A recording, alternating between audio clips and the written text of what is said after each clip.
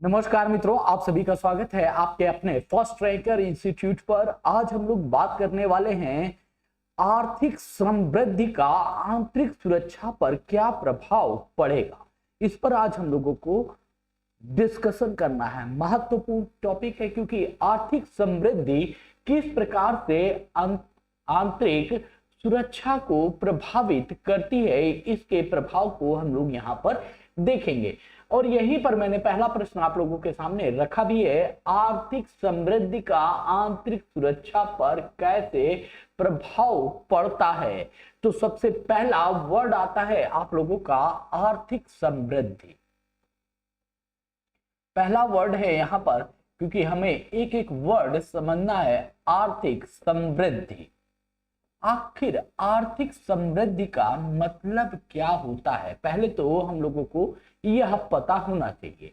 तो किसी समयावधि में किसी अर्थव्यवस्था में होने वाले वास्तविक आय में वृद्धि आर्थिक समृद्धि कहलाती है। किसी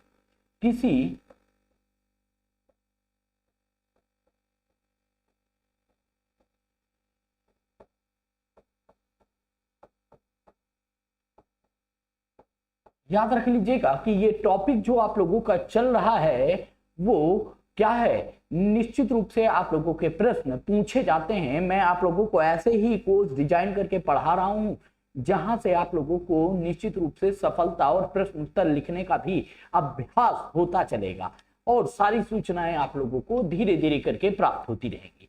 ठीक है, तो किसी समयावधि में किसी अर्थव्यवस्था में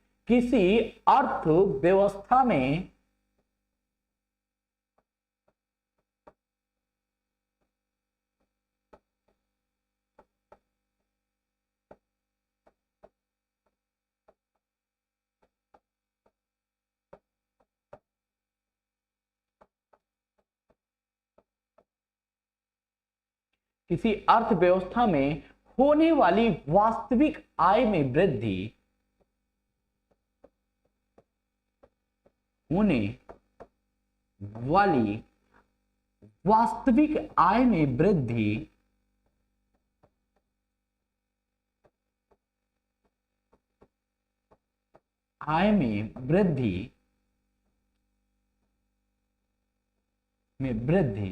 ही आर्थिक समृद्धि कहलाती है।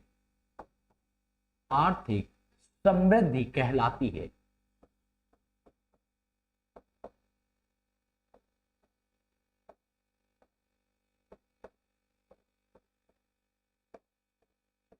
समझिएगा, किसी समयावधि मतलब एक कोई टाइम जोन है, उस समयावधि में किसी देश की अर्थव्यवस्था में होने वाली वास्तविक आय में वृद्धि आर्थिक समृद्धि कहलाती है। जैसे कि मान लीजिए किसी देश के सकल घरेलू उत्पाद, जो आपका सकल घरेलू उत्पाद है, और प्रति व्यक्ति आय की बात करें, क्या हो जाए, प्रति व्यक्ति आय में वृद्धि हो, प्रति व्यक्ति आय में वृद्धि होती है तो कहा जाता है कि यह उस देश की आर्थिक समृद्धि हो रही है। ठीक, अब इसका प्रभाव हमें किस में देखना है, क्योंकि मूल रूप से बस इसे मुझे आप लोगों को समझाना था कि आर्थिक समृद्धि आप लोग कहते किसे, समझते किसे। ठीक है, अब इस अवधारणा को हम लोगों को कहां लेके जाना है, आंतरिक सुरक्षा की तरफ। ठीक, जब भी हम आर्थिक समृद्धि की जब बात करते हैं तो वहां पर कुछ चीजें होना आवश्यक है। अब देखो यहां पर हम लोग पॉइंट बाय पॉइंट चलेंगे। आर्थिक समृद्धि,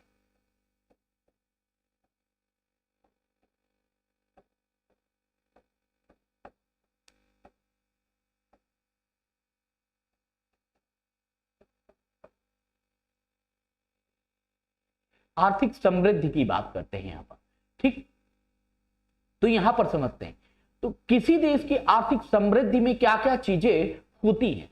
तो पहला पॉइंट अगर हम लोग देखें, अगर हम पॉइंट बाय पॉइंट चलें तो आर्थिक समृद्धि के लिए क्या आवश्यक है, औद्योगिकरण, उद्योग धंधों का विकास होना चाहिए। ठीक है, तो आर्थिक समृद्धि के लिए हम लोग देखेंगे तो क्या होना चाहिए, औद्योगिकरण होना चाहिए। आर्थिक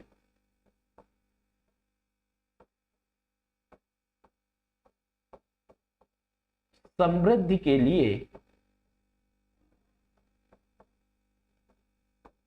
लिए औद्योगिकरण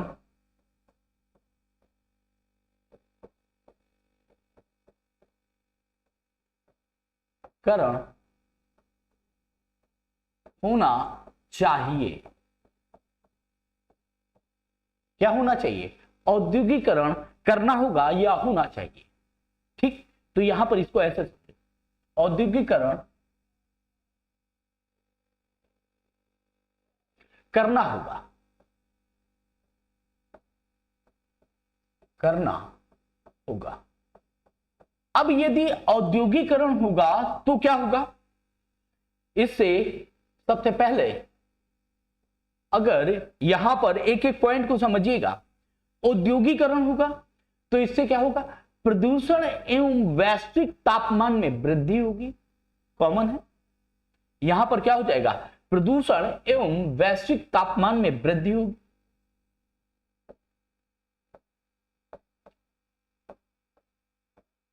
एवं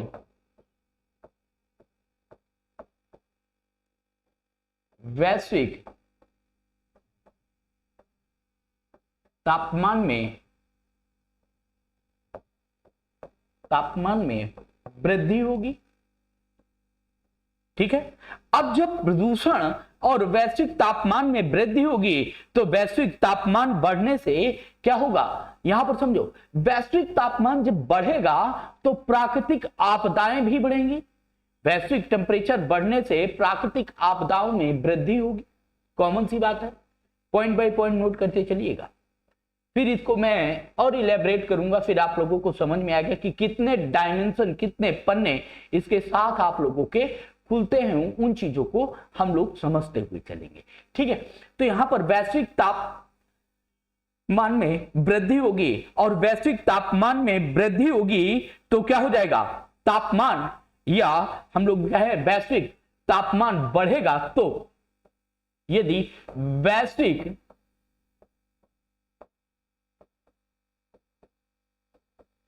तापमान बढ़ेगा तो क्या होगा, तो प्राकृतिक आपदाओं में वृद्धि होगी। प्राकृतिक आपदा में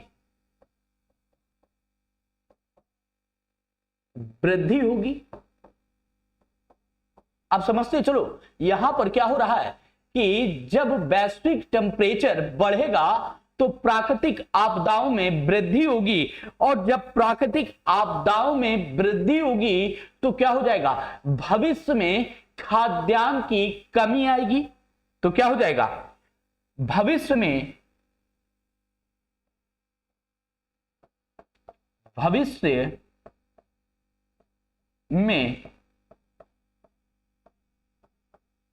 खाद्यान्न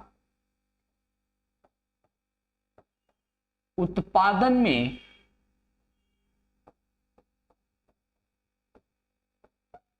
कमी आएगी। क्या हो जाएगा, यहां पर क्या हो जाएगा, भविष्य में खाद्यान्न उत्पादन में कमी आएगी, और कमी आएगी जिससे क्या हो जाएगा, खाद्यान्न संकट उत्पन्न होगा।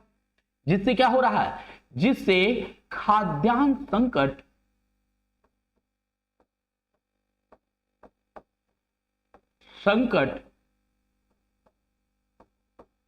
उत्पन्न होगा। कॉमन सी बात है, ये स्थिति बनेगी तो खाद्यान्न संकट उत्पन्न होगा, और जब खाद्यान्न संकट उत्पन्न होगा तो लोग क्या हो जाएंगे, भूखमरी के शिकार होंगे।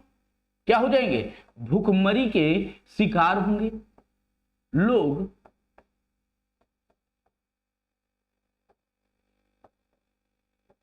मरी के शिकार होंगे।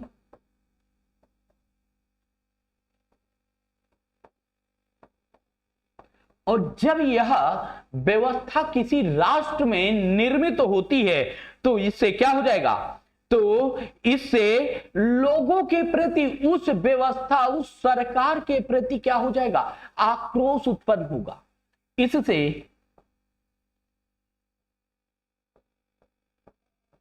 इससे लोगों के अंदर व्यवस्था के प्रति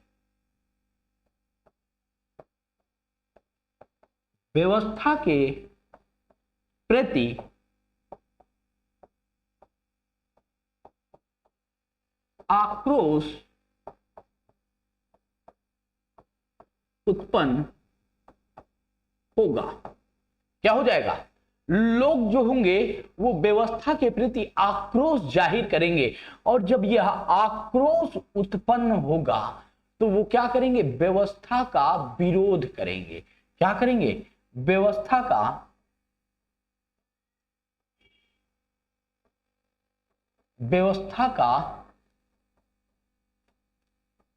विरोध करेंगे। और जब व्यवस्था का विरोध होगा तो निश्चित रूप से कानून का पालन नहीं होगा। जब व्यवस्था का विरोध होने लगेगा तो कानून के किसी भी नियम का पालन नहीं होगा। कानून का पालन नहीं करेंगे लोग। क्यों? जो उनको मिलेगा लूट घसोट और चोरी चकारी में लोग उतर आएंगे। जब कानून का पालन नहीं होगा तो निश्चित रूप से इस अवस्था में क्या हो जाएगा, आंतरिक सुरक्षा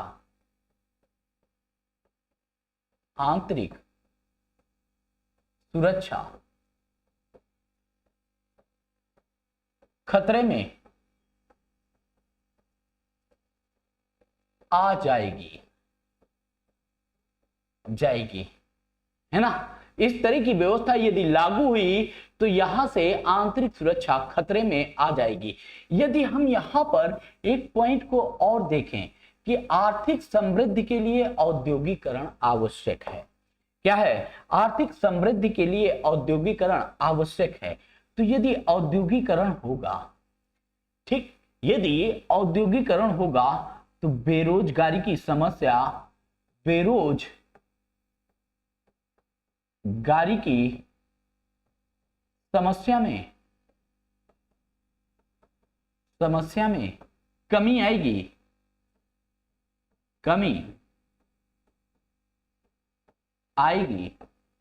और जब बेरोजगारी कम होगी तो निश्चित रूप से गरीबी में कमी आएगी। क्या हो जाएगा, निश्चित रूप से क्या हो जाएगा, गरीबी में कमी आएगी। जब गरीबी में कमी आएगी तो ये लोग क्या करेंगे, जब गरीबी में कमी आ रही है, निश्चित रूप से लोगों के पास बेरोजगारी नहीं होगी, कमी नहीं होगी किसी भी चीज की, तो ये लोग एक्सपेंस कहां पर कर रहे हैं, अर्थात गरीबी में कमी आई तो इनकी परचेजिंग पावर में वृद्धि होगी। क्या होगी, प्रति व्यक्ति आय में वृद्धि होगी। प्रति व्यक्ति की आय में वृद्धि होगी।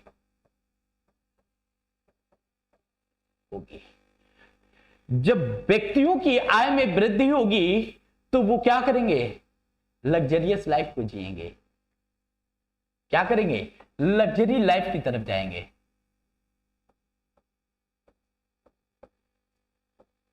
जीवन की तरफ अग्रसर होंगे। क्लियर है, ये क्या हो जाएगा, लग्जरियस लाइफ की तरफ अग्रसर होंगे। अब जब ये लग्जरियस लाइफ की तरफ अग्रसर होंगे तो यहां पर समझो क्या होगा, ये क्या करेंगे, व्यवस्था का समर्थन करेंगे। क्या करने लगेंगे, जब ये लोग होंगे तो फिर जब जीवन जीने की सारी तरह से लग्जरियस लाइफ अर्थात संवैधानिक अधिकारों का उपयोग करेंगे, अर्थात संविधान द्वारा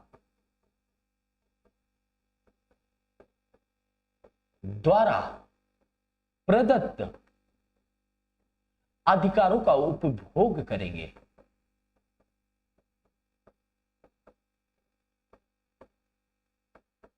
उपभोग करेंगे। और जब ये उपभोग करेंगे तो निश्चित रूप से ये किसका समर्थन करेंगे? ये व्यवस्था का समर्थन करेंगे। क्या करेंगे? व्यवस्था का समर्थन करेंगे। और जब व्यवस्था का समर्थन करेंगे तो इससे क्या मजबूत होगा? कानून, जो कानून निर्मित होगा उस कानून का लोग पालन करेंगे। क्या करेंगे? कानून का लोग पालन करेंगे। और जब लोग कानून का पालन करेंगे तो इससे क्या होगा? आंतरिक सुरक्षा मजबूत होगी। आंतरिक सुरक्षा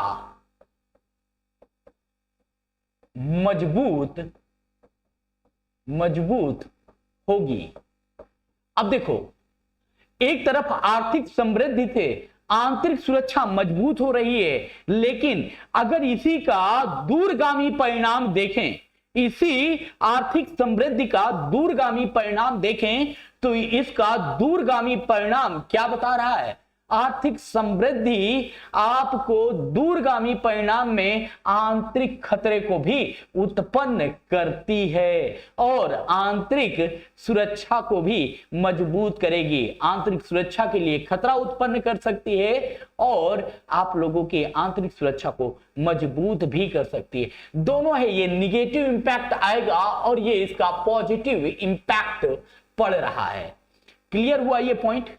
इस पॉइंट को इसी भाषा में समझने का प्रयास कीजिएगा। एक एक पॉइंट, एक एक लाइन आप लोगों को बहुत महत्वपूर्ण है। अगर यहां घुस गई ना तो आंसर लिखना, जो अभी आप लोगों के सामने क्वेश्चन था उसका आंसर लिखना बहुत बड़ी बात नहीं होगी। अगर इस तरह से दोनों एस्पेक्ट्स को आप देखकर चलेंगे तो निश्चित रूप से आपको इन चीजों का बड़ा लाभ होने वाला। अब फिर से आते हैं आर्थिक समृद्धि की तरफ। आर्थिक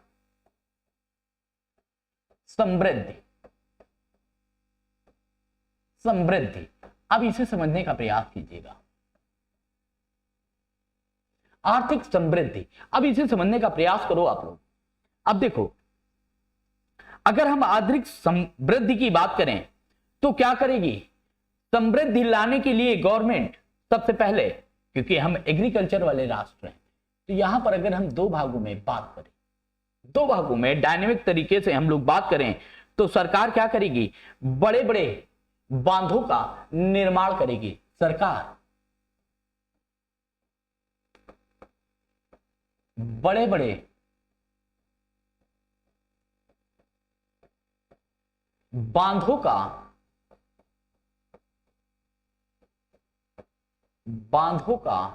निर्माण करती है।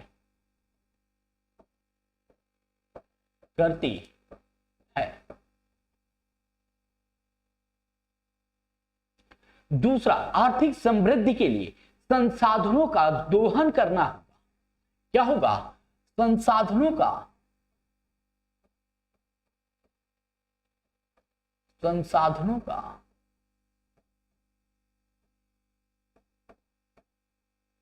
दोहन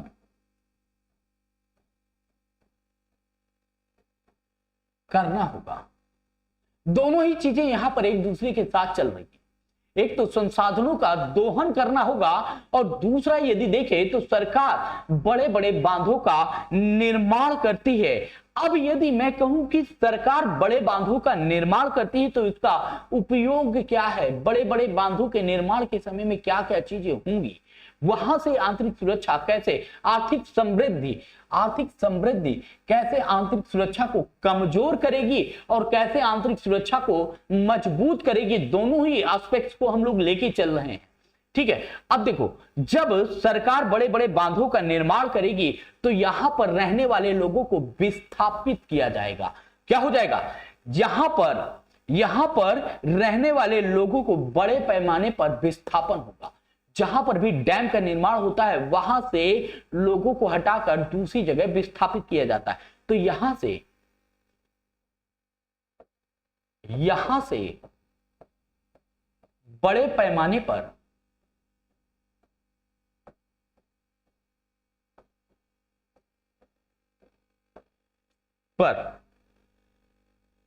लोगों का विस्थापन होगा। लोगों का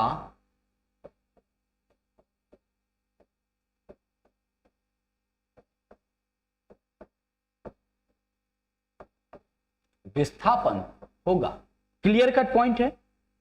बड़े पैमाने पर लोगों का विस्थापन होगा। अब समझो, जहां पर भी यह चीजें निर्मित हो रही हैं वहां से लोगों को डैम का निर्माण किया जाएगा। तो डैम के निर्माण के टाइम में क्या होता है कि जो भी वहां पर निवास करने वाले लोग हैं उन लोगों को हम एक स्थान से उठाकर दूसरे स्थान पर क्या करेंगे? विस्थापित करेंगे। किसके लिए? आर्थिक समृद्धि के लिए, कि प्रति व्यक्ति आय में वृद्धि हो। लोगों को एक निश्चित समय में निश्चित आय में क्या होनी चाहिए? वृद्धि होनी चाहिए। सकल आय में वृद्धि होनी चाहिए, प्रति व्यक्ति आय में वृद्धि होनी चाहिए, तभी हम देश का विकास कर पाएंगे। यह हर सरकार की मनोधारणा होती है। अब देखो, जब यहां से लोग बड़े पैमाने पर विस्थापित होंगे तो कहीं पर उन्हें शरण दी जाएगी। कहीं पर उन्हें क्या होगा? एक स्थान से दूसरे विस्थापित होंगे। उनके विस्थापन के लिए क्या होगा? स्थान प्रदान किया जाएगा।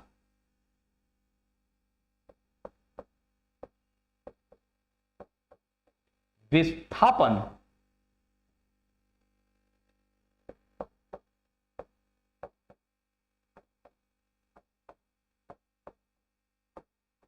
के लिए स्थान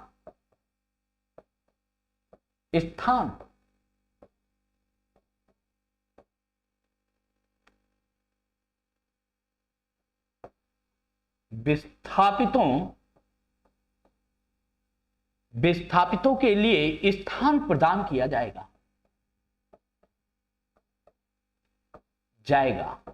अब जब स्थान प्रदान करेंगे तो इनको जिस स्थान पर ये जाएंगे वहां पर ये मूल निवासी तो होंगे नहीं वहां के, तो ये क्या हो जाएंगे? वहां पर शरणार्थी कहे जाएंगे। क्या हो जाएगा? वहां पर शरणार्थी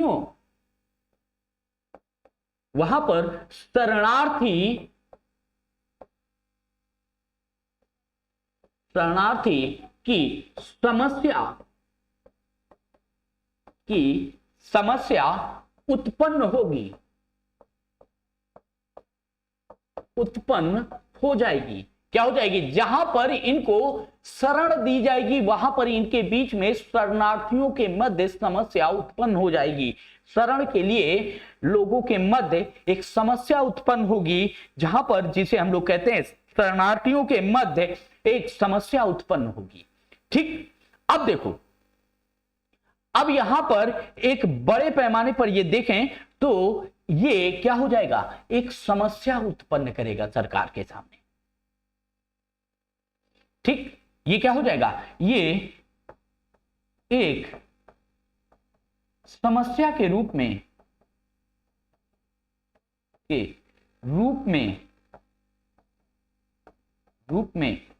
सरकार के सामने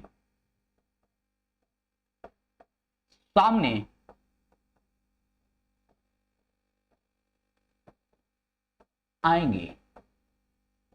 क्या है? शरणार्थियों की समस्या वैसे भी गवर्नमेंट ऑफ इंडिया बहुत जूझ रही है। अब देखो, यहां पर मैंने कहा कि संसाधनों का दोहन करना होगा। अब संसाधनों के दोहन करेंगे तो क्या हो जाएगा? जब यहां पर संसाधनों का दोहन या स्थापित होगा कि संसाधनों का दोहन करना, तो ये सभी दोहन में क्या होगा, अधिकतर जहां पर भी संसाधन पाए जाते हैं वहां पर जनजातीय लोग निवास करते हैं। अधिकांशतः संसाधन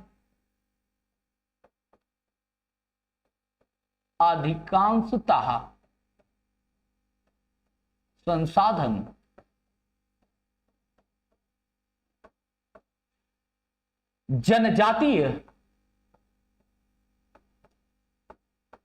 जनजातीय क्षेत्रों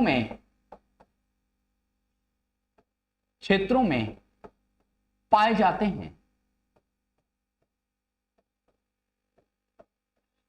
हैं और जब इन संसाधनों का दोहन करना होगा, संसाधनों का दोहन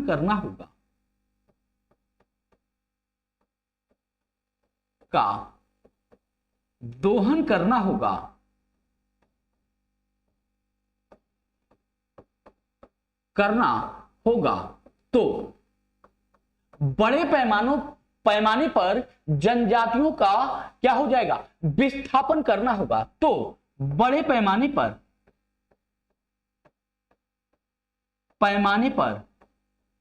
जनजातियों का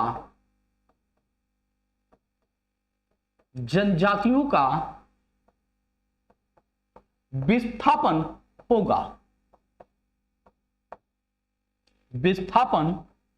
होगा। क्लियर?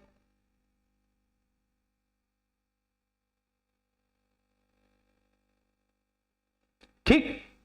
अब अगर विस्थापन होगा तो क्या हो जाएगा, तो यहां पर आप लोग समझो, जब बड़े पैमाने पर विस्थापन होगा तो शरणार्थियों की समस्या यहां पर भी उत्पन्न होगी। क्या हो जाएगा, यहां पर आप लोग देखेंगे तो जब बड़े पैमाने पर विस्थापन होगा तो यहां पर समझने वाली बात है कि बड़े पैमाने पर भाई साहब विस्थापन हो रहा है यहां पर, तो क्या हो जाएगा, शरणार्थियों की समस्या उत्पन्न होगी और शरणार्थियों की समस्या का समाधान नहीं हुआ तो, अब देखो, उत्पन्न होगी यदि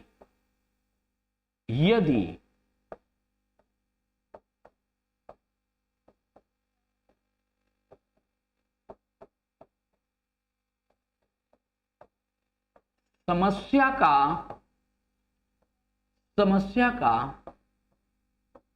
समाधान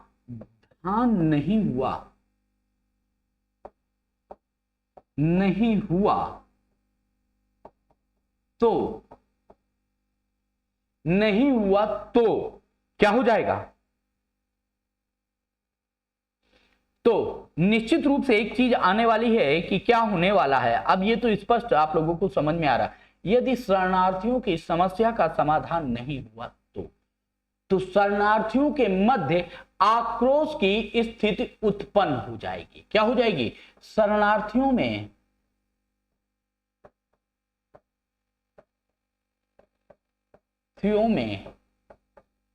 आक्रोश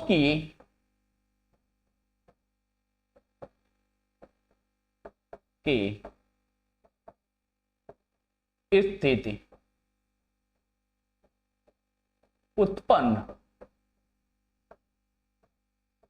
हो जाएगी। क्या हो जाएगी, शरणार्थियों में आक्रोश की स्थिति उत्पन्न हो जाएगी।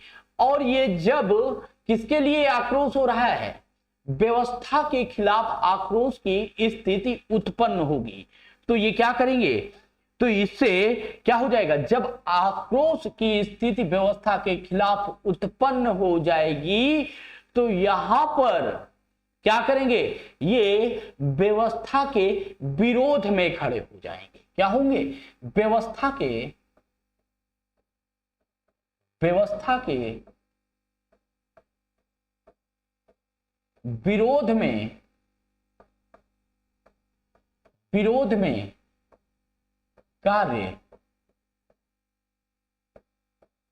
करेंगे। एग्जाम्पल, इसे समझो, नक्सलवाद,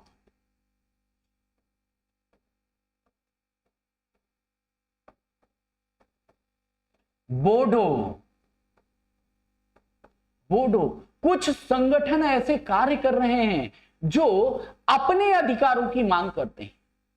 नक्सली क्या कहते हैं कि हमारा जनजातीय क्षेत्र है, हमारा क्षेत्र है, हमारे लोगों को रोजगार दो, हमारे लोगों के पेट में अन्न दो, हम लोगों को इस जो खनिज संसाधन निकल रहा है उसका लाभ होना चाहिए, हमारे यहाँ स्कूल होने चाहिए, हमारे यहाँ कॉलेजेस होने चाहिए, हमारे यहाँ अस्पताल होने चाहिए, अच्छी शिक्षा, बिजली, पानी, सड़क, सारी व्यवस्था हमारे यहाँ भी होना चाहिए, क्योंकि संसाधन हमारे यहाँ से निकाला जा रहा है, रिसोर्सेस हमारे यहाँ से निकल रहे हैं। जब रिसोर्सेस हमारे यहाँ से निकल रहे हैं तो सुविधाएं भी हमें प्राप्त होनी चाहिए, और जब सरकार यह करने में नाकाम हो जाती है तो नक्सलवाद, बोडो जैसी समस्याएं उत्पन्न होने लगती हैं।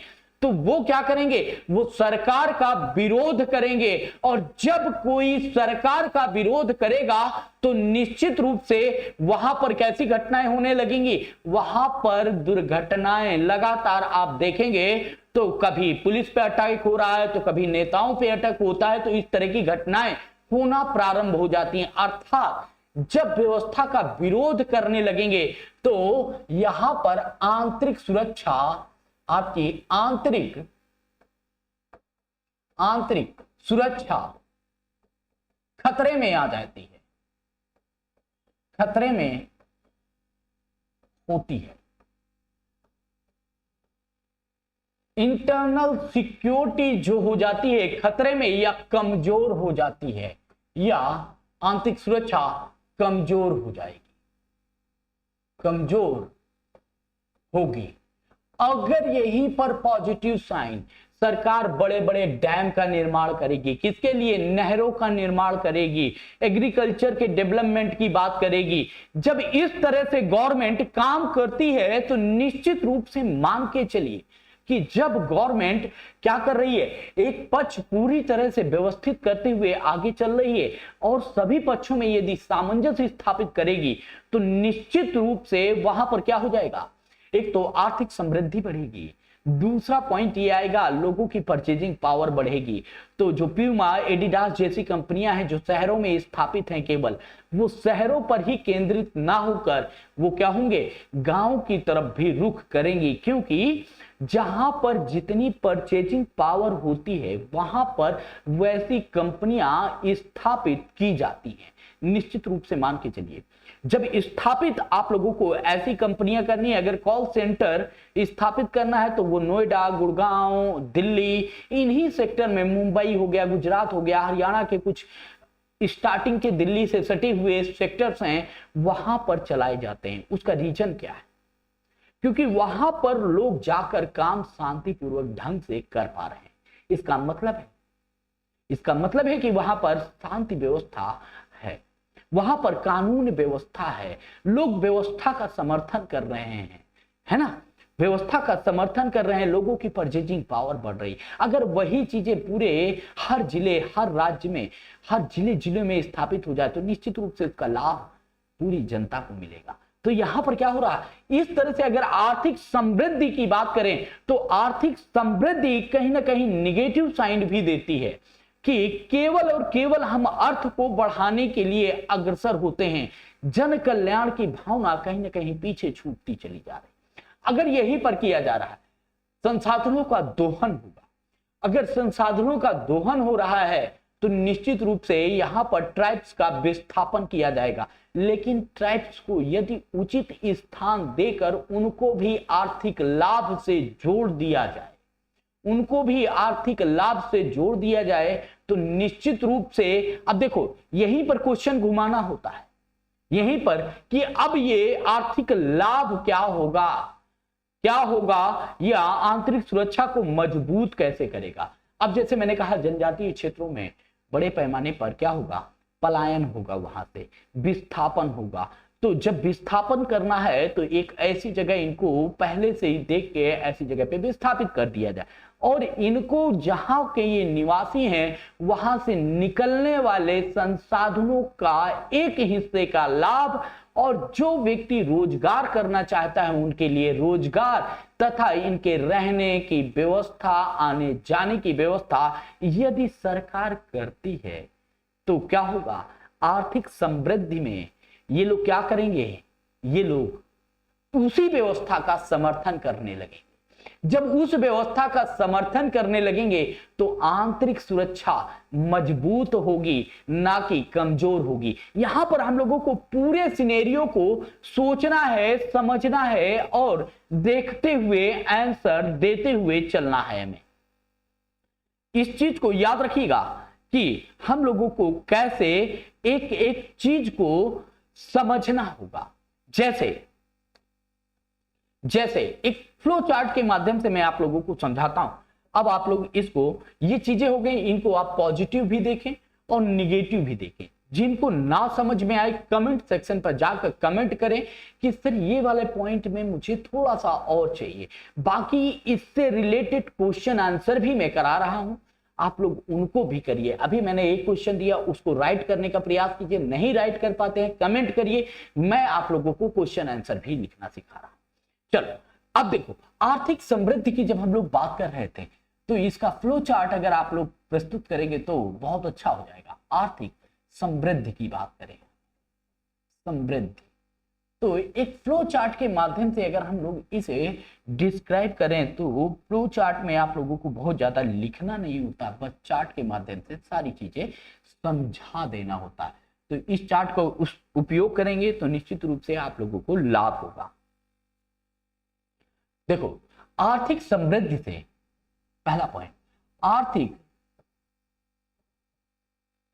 समृद्धि से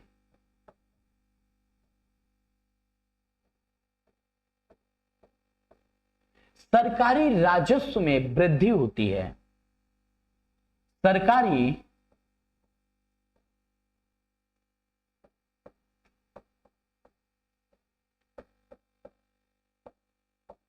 राजस्व में वृद्धि होती है।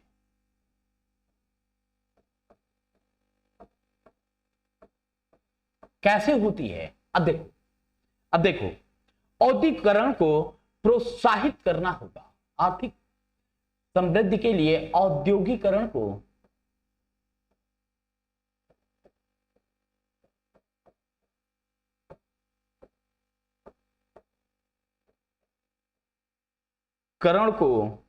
प्रोत्साहित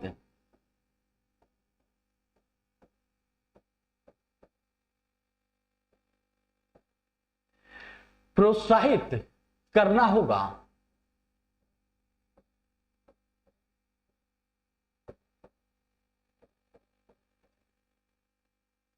अब जब औद्योगिकरण को प्रोत्साहित करेंगे तो निश्चित रूप से जहां पर उद्योग ज्यादा लगेंगे तो ये क्या करेंगे, ये गवर्नमेंट को क्या देंगे, टैक्स देंगे। और जब टैक्स मिलेगा गवर्नमेंट को तो भारत सरकार के राजस्व में वृद्धि होगी। क्या हुआ, एक दूसरे से कनेक्ट है, एक दूसरे से कनेक्ट हो रहे हैं कि राजस्व में वृद्धि होगी। अब देखो यहां पर क्या हो जाएगा, जब औद्योग धंधे उद्योगों का निर्माण होगा तो क्या होगा, रोजगार में वृद्धि होगी। रोजगार में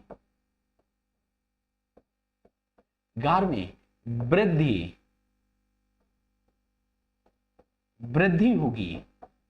अब जब रोजगार में वृद्धि होगी तो यहां पर समझने वाली है कि जब रोजगार आपको मिलेगा तो निश्चित रूप से गरीबी में कमी आएगी। तो क्या हो जाएगा, गरीबी में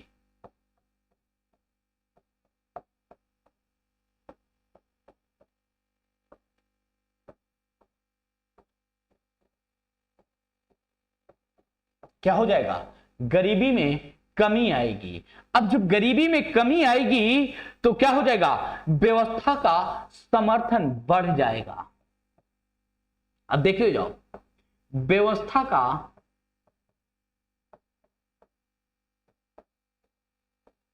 समर्थन बढ़ जाएगा।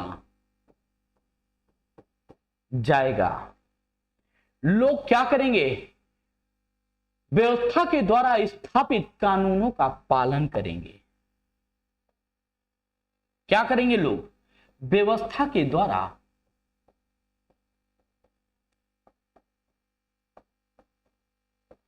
द्वारा स्थापित कानून का लोग पालन करेंगे। क्या हो जाएगा? लोग कानून का पालन करेंगे, और जब कानून का पालन होगा तो इससे क्या होगा? आंतरिक सुरक्षा मजबूत होगी। इससे क्या होगा? आंतरिक सुरक्षा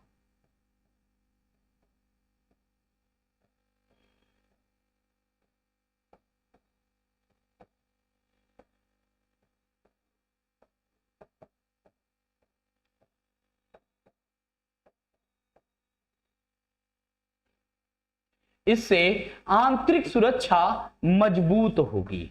अब समझने वाली बात है कि यहां पर इंटरनल सिक्योरिटी मजबूत होगी अगर ये प्रोसेस चला तो। अब देखो, यहां पर सरकारी राजस्व आया, सरकारी राजस्व में वृद्धि हुई। अब गवर्नमेंट क्या करेगी?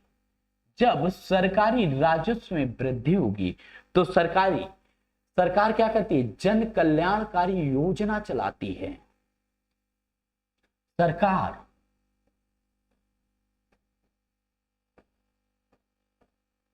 जन कल्याणकारी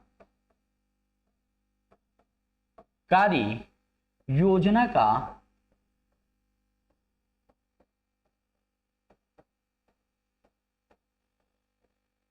संचालन करती है। ठीक, शिक्षा स्वास्थ्य में निवेश करेगी। शिक्षा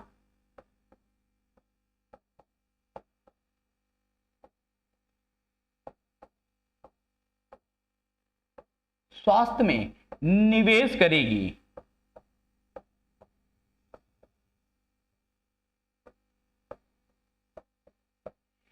अब जब शिक्षा स्वास्थ्य में निवेश करेगी तो मानव संसाधन के रूप में मानव रूपांतरित होगा। क्या हो जाएगा? मानव संसाधन के रूप में, मानव संसाधन के रूप में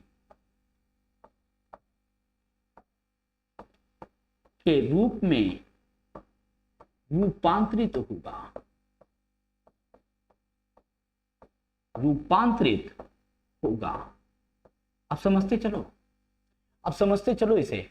मानव संसाधन के रूप में रूपांतरित होगा और इससे क्या हो जाएगा? इससे गरीबी में कमी आएगी। क्या हो रहा? गरीबी में कमी आएगी।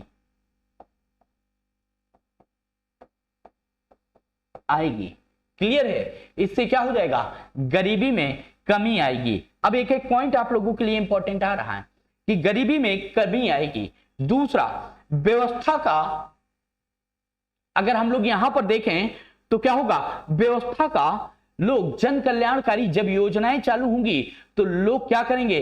व्यवस्था का समर्थन करेंगे। ठीक, गरीबी में कमी आएगी तो लोग क्या करेंगे? कानून का संचालित होगी, जिससे लोग क्या करेंगे? व्यवस्था का समर्थन करेंगे।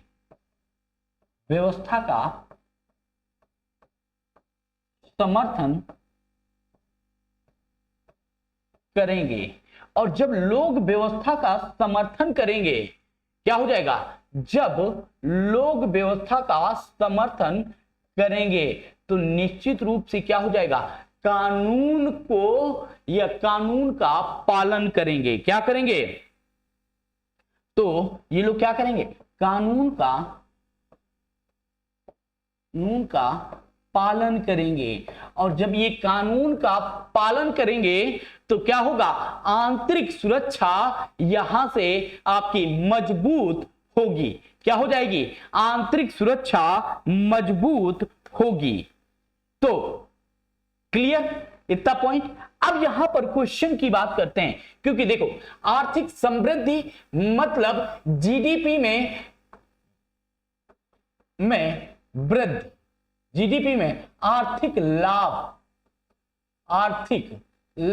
की वृद्धि, लाभ की वृद्धि मतलब जीडीपी में पैसा ज्यादा बढ़ा, प्रति व्यक्ति आय में वृद्धि होगी, प्रति व्यक्ति आय में वृद्धि होगी। अभी आप लोग देखते होंगे प्रति व्यक्ति आय जो निकाली जाती है वो कुछ बिजनेसमैन के जो उनका पूरा का पूरा चिट्ठा होता है, जो उनकी पूरी कमाई होती है, उस कमाई के आधार पर प्रति व्यक्ति की आय निर्धारित होती है। लेकिन ये वास्तविक ना होकर ये फेक होती है प्रति व्यक्ति की आय, क्योंकि आप इतना नहीं कमा पा रहे हैं कि आपकी 400, 500, 1000 रुपए इनकम। बहुत से भारतीय ऐसे हैं जिनका दिन भर में 10 रुपए की औकात है, 20 रुपए वो खर्च कर पा रहे हैं, 30 रुपए खर्च करते हैं पूरे दिन भर में। तो यहां पर परचेजिंग पावर ही उसकी 30 रुपए हुई, लेकिन हम लोगों को दिखता क्या है कि 1000 हो गई, 5000 हो गई, 10,000 हो गई, कि भारतीयों की परचेजिंग पावर बढ़ रही है। भारतीयों की परचेजिंग पावर नहीं बढ़ रही है साहब, बढ़ रही है। जब मैं इकोनॉमिक्स आप लोगों को पढ़ाऊंगा तब मैं ये सारी चीजें आप लोगों को वहां पर डिस्कस करूंगा। तो यहां पर फोकस करो कि यहां पर क्या है, प्रति व्यक्ति आय में वृद्धि हो रही है। क्यों वृद्धि हो रही है? कि यहां पर औद्योगिकरण हुआ, औद्योगिकरण से रोजगार में वृद्धि हुई। जो हमारे प्राइम मिनिस्टर ऑफ इंडिया कहते हैं कि गवर्नमेंट जॉब नहीं चाहिए, प्राइवेट जॉब में क्यों नहीं ट्राई करते गवर्नमेंट जॉब के लिए? तो वी नीड इंडस्ट्री, कि हमें औद्योगिक क्षेत्रों की आवश्यकता है, औद्योगिक क्षेत्र का निर्माण हो, या औद्योगिक क्षेत्र के निर्माण के लिए भी फंडिंग गवर्नमेंट की तरफ से हो, जो कथाकथित अभी नहीं हो रही है। कहा जा रहा है लेकिन धरातल पर वो चीजें नहीं आ रही हैं। तो यहां पर क्या हो जाएगा, रोजगार में वृद्धि होगी। जब औद्योगिक क्षेत्र में आएंगे तो रोजगार में वृद्धि होगी।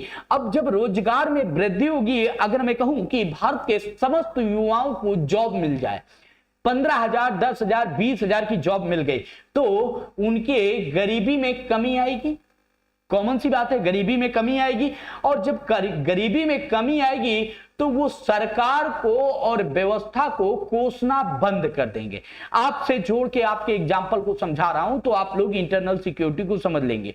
तो यहां पर जब आप सरकार को कोसना बंद कर देंगे तो क्या करेंगे, आप सरकार के जो व्यवस्था है, जो कानून है, जो नियम बनाए गए हैं सरकार के द्वारा, उन नियमों को पालन करेंगे।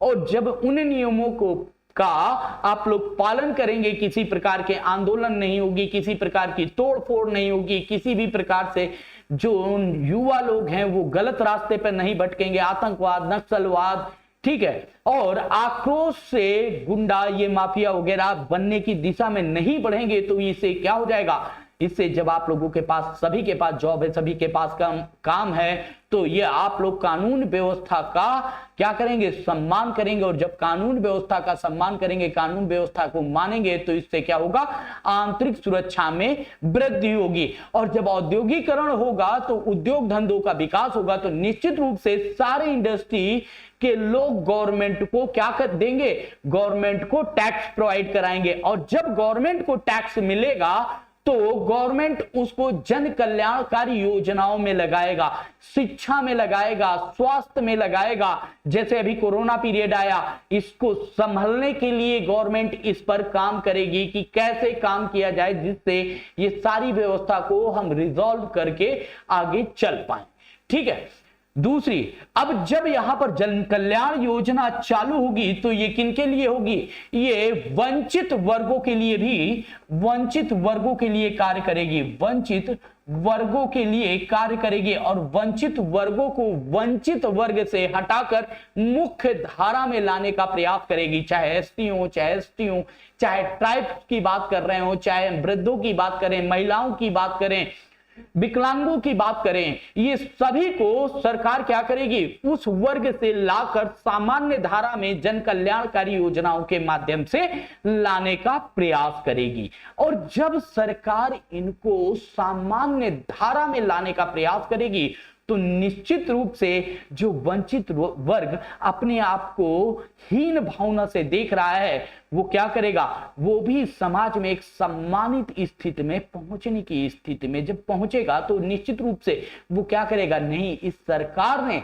हमारा समर्थन किया, सरकार ने हमें इस योग्य बनाया, सरकार ने हमें ये किया, सरकार ने हमारा क्या किया, हम भी आज मुख्य सभी लोगों के समान सभी के अधिकारों की तरफ हमारे भी अधिकारों का भारत सरकार ने, उत्तर प्रदेश सरकार ने समर्थन किया, ध्यान दिया और हमें मुख्य धारा में लाने का प्रयास किया।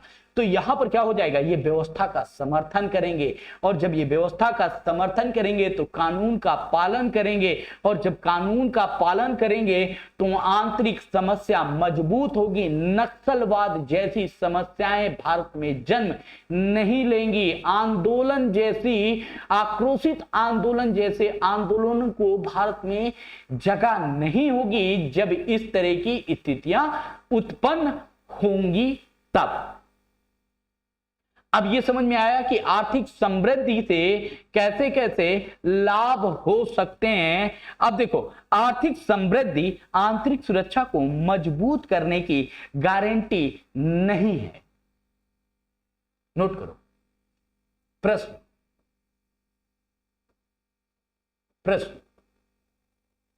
आर्थिक समृद्धि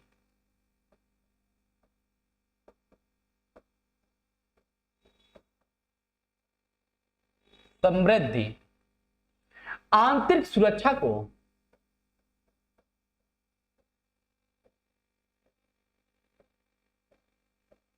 सुरक्षा को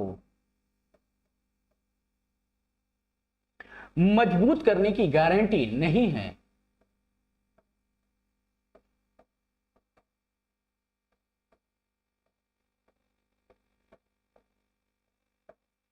कि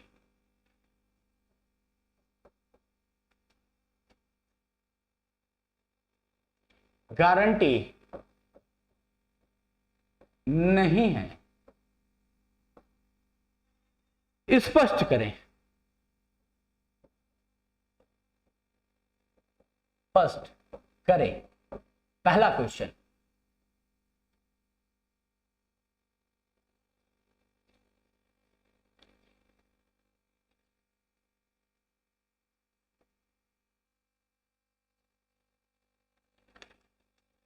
ठीक, इस प्रश्न को लिखिएगा और अगर नहीं लिख पाते हैं तो कमेंट कीजिएगा या मुझे व्हाट्सएप कीजिएगा। मैं आप लोगों को आंसर लिखना भी सिखाऊंगा, बहुत जल्दी ही आप लोगों की आंसर राइटिंग की भी प्रैक्टिस कराने जा रहा हूं। लेकिन पहले आप लोग, पहला क्वेश्चन मैंने सबसे पहले दिया, आप पूरा पढ़ाने के बाद बेनिफिट्स, लॉस, सारी चीजें बताने के बाद मैंने आज आप लोगों को दूसरा क्वेश्चन दिया। इन क्वेश्चनों को आप लोग लगाइए, अगर नहीं लगा पाते तो मैं आप लोगों को क्वेश्चन भी लिखवाऊंगा, आंसर भी दूंगा। लेकिन पहले मुझे ये तो पता चले कि आप लोगों में से कितने लोग इसके लिए इच्छुक हैं कि हाँ हमें क्वेश्चन आंसर भी करना है। क्योंकि देखिए मेंस है तो मेंस बिना लिखे नहीं पास होंगे, लिख के ही पास होंगे। तो आप लोगों को मेहनत करना होगा, चीजें करनी होंगी। दिशा दे रहा हूं, एक एक लाइन आप लोगों को वो समझा रहा हूं जो आप लोगों के केवल और केवल परीक्षा में ही पूछी जाने वाली है। स्पष्ट है कि आपकी परीक्षा की दृष्टि से इंटरनल सिक्योरिटी की मेरी क्लास जब तक मैं आप लोगों को फ्री दे रहा हूं तब तक आप लोगों के पास एक विकल्प है कि आप पहले क्वेश्चन पेपर देखें, फिर आंसर देखें और फिर देखें कि आप लोगों को क्या क्या लाभ हो रहे हैं और कैसे प्रश्न पूछे गए। क्या मेरा पढ़ाने का तरीका आप लोगों को डिक्टो आंसर लिखने की प्रैक्टिस नहीं करवा रहा, क्योंकि मेरी कोशिश है कि कम शब्दों में चीजें आप लोगों तक पहुंचाऊं। क्योंकि 150 शब्द और 200 शब्दों में आप लोगों को आंसर लिखना है और मेरी कोशिश है कि 120 में आप लोग आंसर कंप्लीट करें और 160 टू 170 में अपना 200 शब्दों का आंसर कंप्लीट करें। तो निश्चित रूप से आपका समय भी बचेगा और ठोस तत्वों के साथ आंसर दीजिए और मजबूती से आंसर दीजिए जिससे नंबर मिले। हम लोग नंबर की चाह रखते हैं, हम लोग आईएएस बनने के लिए, पीसीएस बनने के लिए तहे दिल से मेहनत करते हैं आप लोग, और जब मेहनत दिल से कर रहे हैं तो लाभ भी आपको होना चाहिए। तो मिलता हूं आपको नेक्स्ट वीडियो में। जय हिंद, जय भारत, थैंक यू।